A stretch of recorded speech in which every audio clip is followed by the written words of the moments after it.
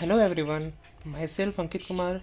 This video is demonstration of an activity under the subject of Basic Electrical Engineering, and the subject of the activity is to make a sequential using arduino with programming. I used breadboard for making this indicator light. Place LEDs as shown Audi car indicator.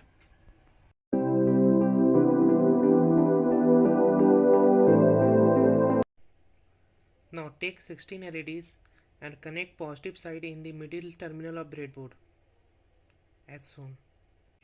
Now connect LED number 1 to LED number 11 in digital pin of arduino, digital pin number 2 to digital pin number 13.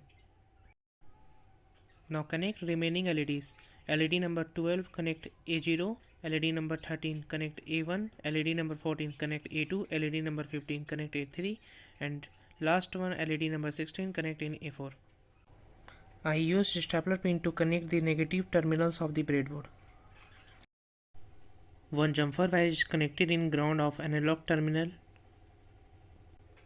and another side is connected in the negative terminal of breadboard. This one is 220 ohm resistor connected in negative terminal. Now our circuit is completed and on the power supply.